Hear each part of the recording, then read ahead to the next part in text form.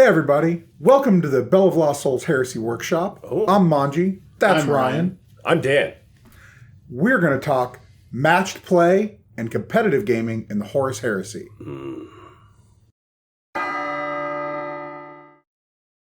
So, matched play, what does it mean? Oh, God. It means tryhards, bad times, no fun. My points equal your points equals fair fight, right? Well, that's not what the book says matched play is, though, right? Match play is just using points. I was going off of experience, but, you know. Well, that's what I was speaking to. Like if the points say they match in the book, but then you see what, a contemptor does to a squad of 5 Terminators in one go, right? Ideally... I mean, what it means is that you're basically breaking down play with fair and balanced rules and fair and balanced missions with the idea that most armies are getting a 50-50 shot at winning the game. That's kind of how I see match play. It's a strong attempt at making everything fair and balanced. Right. Well, I mean, so matched play has this sort of connotation in modern GW that it never really did sort of when I started. We've talked a lot about like classic 40K classic Games Workshop gaming, and back in the day there was no power levels, there was no there was literally just points. Right? Yeah, just points, and add them all up and throw them in a spreadsheet or however you're going to generate them, and then you play the game against someone with equal points. Right. And jumping ahead in the topic a bit, but in all fairness, it's nice to have something like Horus Heresy. Good night. You want to try that again? No, let's keep that. It was Okay. nice. All right. Anyway, the whole fun thing about Horus Heresy is that it's an index-based game. You don't have all these codexes. You don't have codex creep right now. Yet. Well, and as the glacial pace that they're putting out Heresy stuff, I think it's going to be a long time before we see codex creep or anything like that. No, it'll happen in the next book. Yeah, I mean, I think we'll definitely start to see kind of winners and losers as the black books come out. And I think maybe for some people who have... We are not saying black books are coming out, just that is the reasonable supposition. Right. Well, I mean, they've said before that their plan is to release them, 2 a year? That's kind of the plan. But that's still very, very slow compared to, Sure. 40K. 14 releases a year plus, 17 campaign books and a general's handbook or whatever? Yeah. I mean, what you see coming is maybe the idea that you do end up with a situation kind of like 40K, slower release schedule, but the idea is to kind of give people moments in the sun, give different factions a moment in the sun that may not have it now by giving them enhanced rules or stronger army traits or better units or whatever it's going to be. Well, I think too that most likely with Heresy, which you're probably not going to see, I think in supposed black books whenever they arrive, is you're not going to see as much altering of the game. Like they're going to juice a unit or they're going to have a nice weapon, but you're not going to see it's not going to be Primarch levels of weirdness for every unit that they decide to throw that at. You know what I mean? I fully disagree. I think it's going to be there was creep in first edition, certainly, especially in the last few black books. I mean, Dark Angels got everyone hates significantly better than many, many other armies just because of unit quantity and quality. Well, and they decided there was also Custodes and Thousand Sons and Space Wolves. I don't need your hate speech about Custodes, my friend. It was very much like... I think Heresy right now definitely feels like closer to edition? Yeah, Index 8th edition, right? Everybody's kind of got an even footing. Right. I mean, already I think there's certainly learnings they've had since the Space Marine books that we're seeing in Liber Imperium. I mean, for instance, you're not seeing Brutal come across on much in the new codexes or indexes at all. I mean, you have... Yeah, as if Brutal was a mistake from the get-go. But Brutal 3-headed Contemptor, maybe a problem. But when we talk about Contemptor is about to turn. Matched play, at its core it is, you've got 3,000 points, I've got 3,000 points, let's rumble, let's see what's up. But that's sort of the way Heresy's always been done. The controversy is really around tournaments, like competitive events, right? True. And I mean, you can make any game competitive. You can give, if you want to establish like a hierarchy of best best legions, best factions, or best players. That's the reason you go to a tournament to kind of figure that out, hash it out. But I don't think that at its core, Heresy has a strong enough rule set to really facilitate like a competitive play style. I think that's what I was trying to speak to earlier, is that like right now in 40K, where 40K has been headed, where they've got it going, it's this ultra, we're going to refresh how you compete every 4 months, and the army you want to do that with is going to be the hot new juice. And right, and to compete, you really do have to keep up with the meta. Well, not just the meta, but like, I mean, what was the big grand tournament that happened here in Austin, and the guy that ended up getting first in that round and that season or whatever, wasn't he the dude that was like cruising around with like 178 racks? Like that was his army. Like he figured out some list that was like 172. I mean, I don't follow like the GW. I don't follow 40K like much, yeah. Anyway, my whole point is that like that's not even the spirit of Horus Heresy. Like if that's where Horus Heresy went, then they're just making old 40K, not 30K and a whole new game. I mean, I think the main thing about Heresy is that, to make a match play system, you need to have more balanced missions.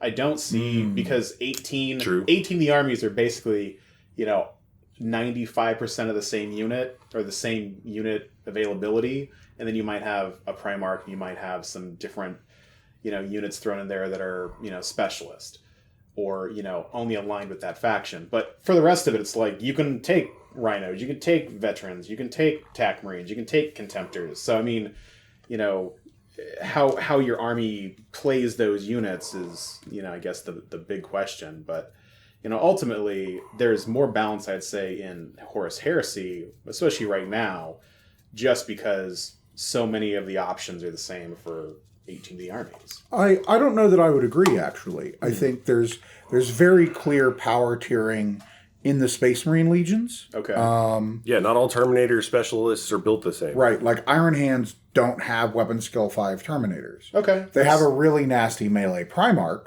but you're going to put the Gorgon Terminators with them who are 5 invulnerables, weapon skill 4. Those guys are going to get mulched by But they've got a flare shield. They're going to get wrecked by Custodes. I mean, hell, they'll get wrecked by Veterans kitted out. Yeah. So I think, when we talk about like what does like Heresy look like in a more competitive sense, I think there's in first edition Heresy there was these broad archetypes that your list boiled down into. It was like, here's your Primarch Death Star, here's your armored spearhead, and like it was kind of that. Like that was it. That was the game. Right. And I think largely in Heresy 2, that's still true. Like, what is your best Dark Angels army? Well, it's probably some combination of Lionel Johnson, Knight Cenobium, and a Spartan. Pretty much. It's probably, are Interruptors good? Are Deathwing Companions good? Are they fun? All of that is true. But if you want to bring like a really hard list, do you want to run 18 Contemptor Dreadnoughts at 3,000 points? Do you want to run, your Primarch and Terminators in some big, nasty conglomeration, right? It's not... You lack, I think, the freedom that you see in a lot of what we see right now. People are building weird, off-meta stuff, and they're having fun because that's, to me, the point of getting into Heresy over something like 40K is this is very much the game where you mess around and do weird stuff. Right. I mean, there's not as many restrictions to building lists because you don't have the rule of 3 in Heresy. So, you can play all kinds of weird extreme lists that, you have models for. And I mean, when I look at our collections, we honestly have huge collections, so we can play these kind of weird extreme lists if we want to. Nothing like a nice 5,000 point game for a calming Saturday. A calming Saturday and Sunday. But I think what it comes down to is like, do you think the community honestly wants like match play rules, or do you think that they care enough right now, to say no, this isn't how I want to play the game? And it's not the reason I think that's what I was getting to is I know in our personal bubble meta, and I'm sure it's not a unique meta situation. Sure. is that you got a lot of people playing 30K because they don't want to play competitive 40K. They don't like the competitive nature of it. They don't like having to throw their army away every 4 months because if you want to win, you got to go play this army. Right. You know, like that's not the spirit of 30K. I think that's what I was kind of getting to earlier. Like it's not. It doesn't behoove anybody for 30K to be a hyper competitive kind of thing. Like, I mean, if it happens, it happens. Like, you know, there's no stopping a community from doing it if they want to do it. I mean, I fully see them releasing match play rules, and I think it's kind of inevitable that we're going to get them. I just don't Adeptus know. Titanicus just got them. Right, so, and I mean, I think Aeronautica is scheduled to get them at some point too. So, you know, it's definitely coming. I'm not poo-pooing it, and I can see it working if you put enough nuance into it. It's just not going to be the hyper-competitive Codex creep-out 40K environment we have now, or otherwise they're just putting a different face on what they already have. I mean, that's the hope anyways. But I think that Heresy in itself, you know, people will play the tough shit lists, and they'll play hard lists. Well, I mean, Fury of the Ancients already exists. Right. You can already take Fury of the Ancients onto the table. 9 out of 10 people are going to watch it at the table and not enjoy the game. Or just walk away from the right. So right now is competitive Warhammer, Custodes, and a ton of just Fury of the Ancient lists and whatever magic jank you got from a magic jank guy. I don't think Custodes are in the discussion for, like, you know, top armies. I think they are because they are a fairly hard counter to the Dreadnought list. Which, like, their presence makes Fury of the Ancients worse. And makes Primarch Death Stars actually slightly better because they're really good at killing Dreadnoughts and they are less good at killing Primarchs. True. But I think they don't have a lot of answers to a juiced up Primarch like, you know, Ferrus Manus or the Lion. Or the Lion. The Lion likes to carve up some Custodes. But I think, you know, when I look at competitive gaming in general, look, I don't think it is anyone's place to tell anybody how to have fun with their models. No, of course not. You know, if your local scene really wants to run like heresy tournaments, feel free, talk about it online, like bring it up with people and have fun. Like that's what this whole thing is about anyway. Right. I think that it is smart if you're going to run a competitive or tournament-minded heresy event to put in some limits, because I think if you go with, you know, build or bring whatever, it's going to boil down to dreadnoughts and things that kill dreadnoughts, and that's not a lot of fun for people to participate in. No, especially newer players who just bought like an AOD box. And you're like, I'm showing up with a Contemptor, 40 dudes, a Spartan, and two HQs. So, you know. Like, I guess that's like, how about this for hypothetical? So let's say you ran right now as it stands, you ran a competitive horse thing, and you wanted to make it as even keel as possible, not trying to ignore the rest of the books, but knowing that you got 18 legions and you got a box that everybody can get affordably to start said 1,500 point army. Mm-hmm. So you make it a 1,500 point like league or whatever you want to call it. And you're immediately, right now, as it stands, going to have standouts. You're going to have people that are good generals and know how to use the rules. And you're going to have people that aren't good generals and are... The Legion they picked is what the Legion it does. Like, I mean, Thousand Sons, for God's sakes. I'm less inclined to punish someone for being good at the game as I am to hammer someone for bringing... You know, Fury of the Ancients, or to like a starter party. Tip. Right, to Armored Spear Tip, to a competitive event. So I'm more inclined to say limit things like name characters, or you know, put a cap on something like how many dreadnoughts you can, or just straight up be like, we're not going to do, you know, Fury of the Ancients, and we're not going to do Armored Spear Tip. Play anything else you want. So I've actually been giving this a fair bit of thought because I want to run like a doubles event at a local convention. Okay. And one of the things that I'm landing on is at lower points, a lot of things that are problematic go away because of points restrictions. So Primarchs only really start to show up above 2,000 points. Yeah, 2,500, yeah. 1,500 points, you don't have to worry about them. Right. Tribunes only show up at 3,000 points, right? Big Lord of Wars, big nasty stuff. Like, you need a lot of points to be able to run that stuff. Yep. And I think when you look at further restrictions, you can say like, no generic Rite of Wars. Mm-hmm. So, you can't use Dreadnoughts. You also can't use Recon Company. You can't use Drop Pod Assault. Yeah, but that also means that all of a sudden now people are going to have to deal with Eschaton's Imperative. A Rite of War that completely alters the table and not just for night fighting's sake. And frankly, that is a much more interesting and fun game than what a lot of the True, I'll give you that, yeah. I mean, it is fun to make the entire No Man's Land dangerous terrain checks. Mm-hmm.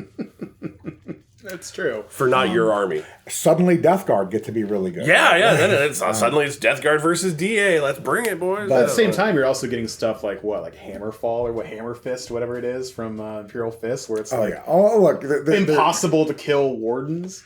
Orders. But like I think restricting Rite of Wars, restricting named characters goes a lot towards making people be able to get mileage out of the basic Age of Darkness box. Sure. But I mean, do you think that goes against what you said before, where it's like you actually kind of telling someone how to play their army?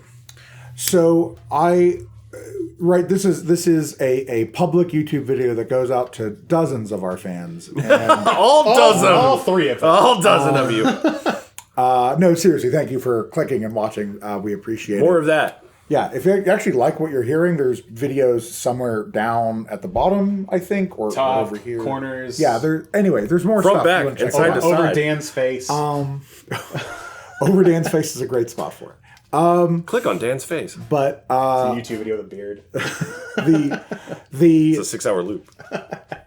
Like, as a player, you want to play in the games that are fun for you to play in. You don't want to play the games that are not fun for you to play in. Right. And for me, I know that like totally unrestricted, bring whatever you want to do Heresy is probably not a game that's super fun for me. Okay. I can agree with that. I mean, I play it for thematic immersion because I like the lore and I like, the game in general, but I also just don't have an interest in playing like these super extreme lists.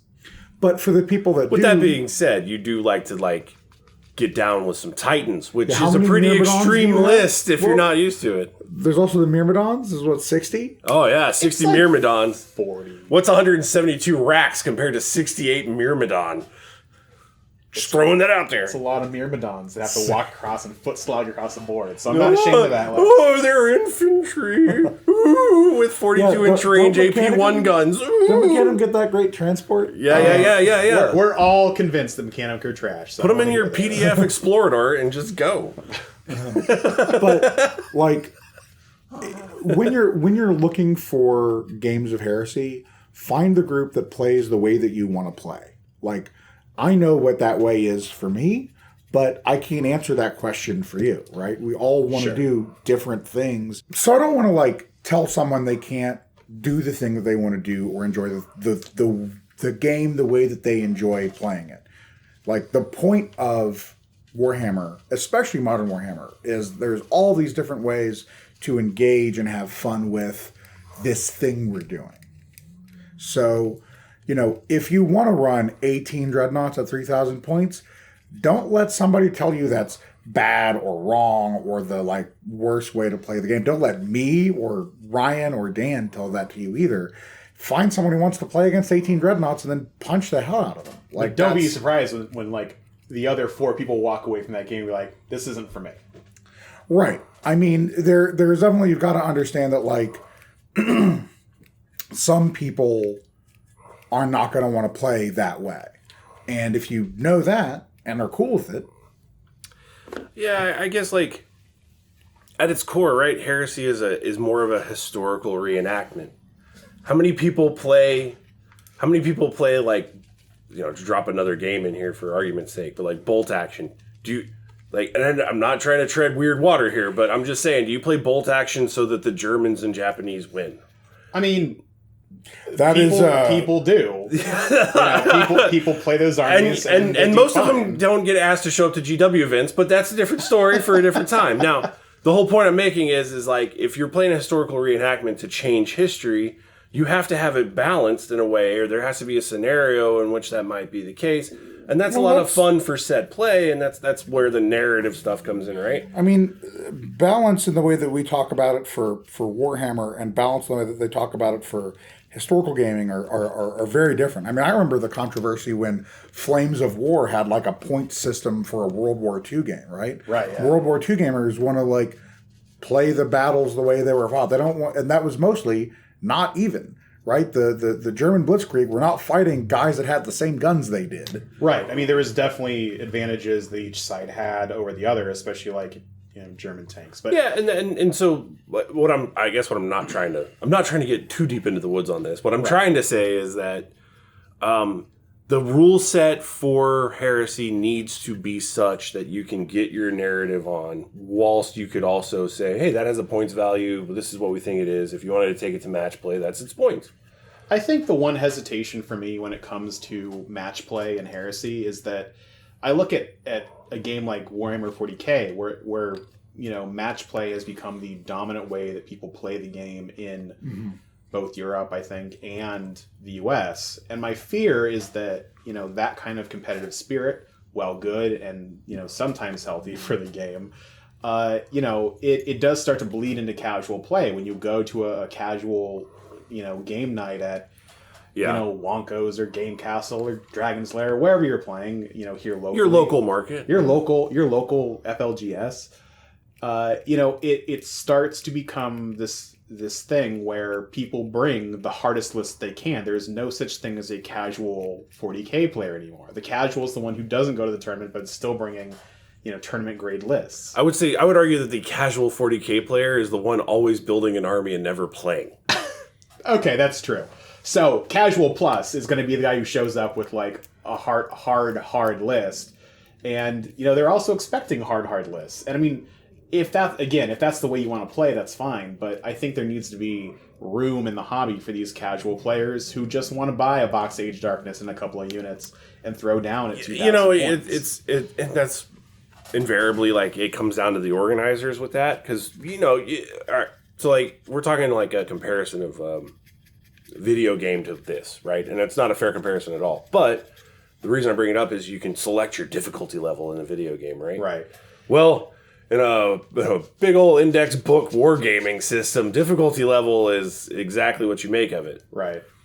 And I think that's like definitely when you're trying to get new players into the game who may have only ever experienced like difficulty level, like that's a whole new thing, right? You don't want to lose people by just, hey, come on down to the shop, you'll have a great time. And then it's like, I got Raffle Stomp for 5 hours and everybody told me I sucked. Like, yeah, I mean, you don't want that to happen with anybody, let alone new players, because you're just killing your own community slowly. Well, and I feel like that's like 40K is getting into that sort of weird space where it definitely can. That's the bespoke experience of 40K. Like, oh, you want to get into 40K, huh? Yeah, I collected Ferraris once too. So you're gonna want to call this guy, and get this army, and that's gonna be good for 4 months. I mean, I don't think that's all. It's not all of it. All communities or all groups, but I think that with match play being the predominant way that you play, you start off playing at a very competitive level. I mean, and the idea is that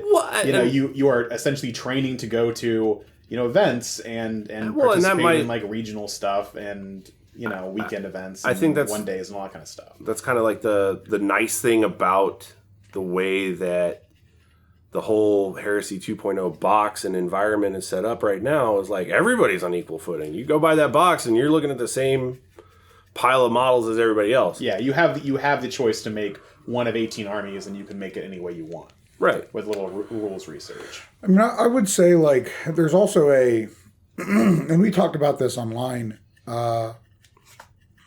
There's a thing now where if you're a vintage Warhammer player,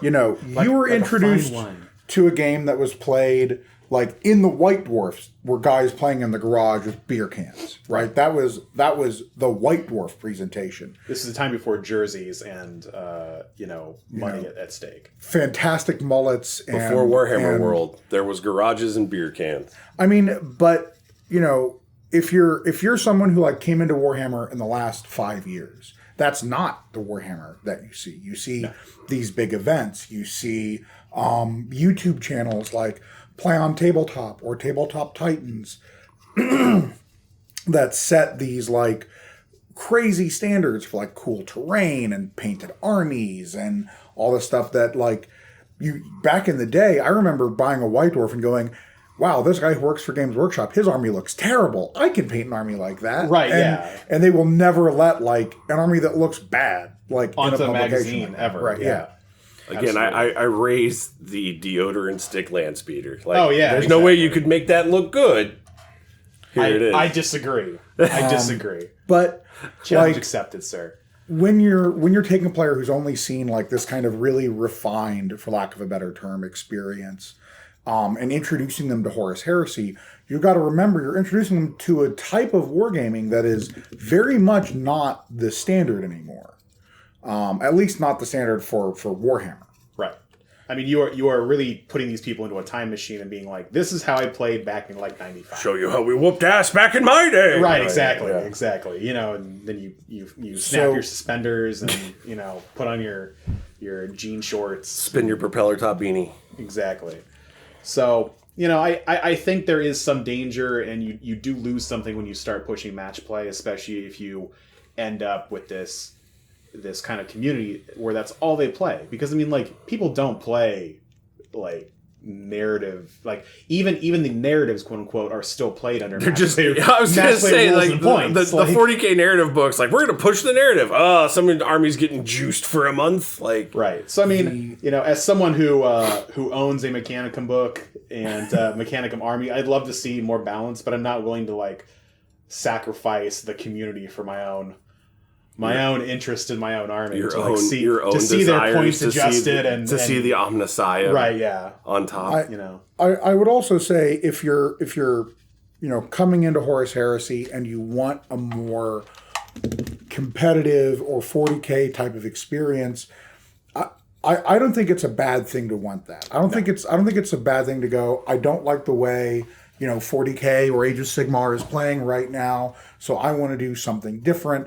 But I still want to have that feeling of like, tactical objective play. Right.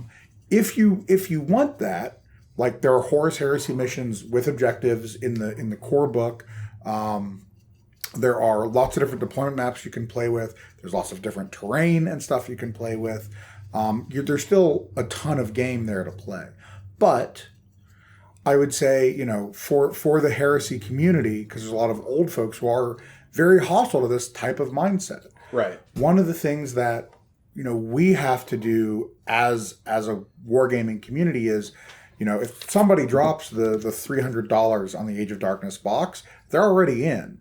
And if you want them to play your way, if you want them to really understand like this sort of more casual Warhammer and why it's good, you've got to show it to them. You've got to you got to generate events. You got to generate interest to push that type of play. And I think the big question mark for me is, can you do that without a garage and beer?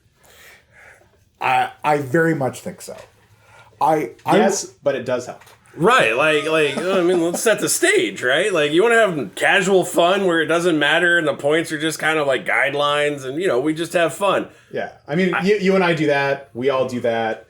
So, I always appreciate those games, and it always ends well. There's no, like, serious salt or hard feelings, and that's great. But, that's not how everybody plays, and I'm fine to admit that and accept that. I just hope that people will give it an opportunity to see the casual nature of the game. I mean, I don't want to say that like match play produces bad players, but I mean, or bad attitudes, let's say. Bad attitudes is a way better way to phrase that. Sure. Yeah. Sure. Or negative experiences. Ultra competitiveness. Right. But I mean, I think that people need to take a step back and realize that at the end of the day, there's going to be one winner and 99 losers. And those 99, losers need to, have a beer fun. And have fun. Yeah. Mm-hmm. Yeah, for sure. I think to kind of wrap this all up, like competitive play, which is what I think a lot of people mean when they say matched play, is not necessarily inimical to Horus Heresy or to the community. But it is on us as a community of Horus Heresy gamers to make the game that we want to play. True. Right? You can't assume that just because this is how it worked in first edition, that this will continue to be true in the next edition. You've got to make it so these people who are coming into the game and seeing it for the first time see something that's really interesting and different from 40K. Right. They see the spectacle that we all kind of know. Right. Like when we ran our big charity mega game at Dragon's Day recently. So I run a charity event for Extra Life every year. And this year we did a Siege of Terra. We had a giant 3D printed wall. We had massive like manufactorums. I mean, we had 4 or 5 tables of just rows of tables of incredible terrain. We had these beautifully painted armies set up. We had Titans. One of the Bell of Lost Souls Titans was on the table taking out some traitor forces. But the amount of people that we had that stopped, like, would come into the shop, or 40K players who would stop what they were doing to come look at Horus Heresy. The amount of 40K players I saw come by this little group of 7 guys playing Horus Heresy at the Games Workshop Open in Chicago, who would come in on their breaks and they would see Horus Heresy players laughing and having a good time and not trying to eke out every victory point or every secondary. And the only people that I heard say, I want to play this game. Right. Or guys who would like see what we're playing, they'd ask me, hey, is there a Space Wolf thing I could get? And they would go over to the shop and buy like Lehman Russ or whatever, right? Right. Like, I mean, the same thing happened with us at the Extra Life thing too. Plenty of people came up to us. How do I get started? How do I do this? Mm-hmm. You know, you have to make the environment to attract those people. Yeah. Well, and showing up with a well-painted table and a ton of Titans and big stupid guns and like everybody see. You know what it is, honestly, for me, and I think I was even saying this when 2.0 came out. Tanks are back. I can take vehicles and they mean something. Right. Like they've literally gotten 40K to the point where it's like there's only 2 hot vehicles. Everything else is suicide. Don't take it. And it's like, no, take the art. The rule of cool is still a thing. Rule of cool is definitely a thing. Especially in Horus Heresy. Mm-hmm. And that's what should fuel the whole thing. Like, you keep it casual with the rule of cool. Like, anytime you're in the boards and you see anybody start talking about, like, should I take this for a win or should I take that for a win? And there's going to be 5 dudes that chime in and go, rule of cool, do what you want. Right. Those are the casual players you want to play with. Not the guys asking you what's going to take to win. Right. And I think we're going to leave it there. We talk this thing in circles and spirals and all that kind of stuff. Indeed, we can. It's an endless subject. If you liked the conversation, hit that like and subscribe. And we'll see you next time in the... Is this the Bulls Basement officially? I think we're officially the Bulls Basement now. The Bulls Basement? Is that where we're going to go? All right. That's the location. Hey. Well, I'm Manji. I'm Ryan. And I'm Dan. Have a great time rolling dice. Hit the like, subscribe, watch more videos.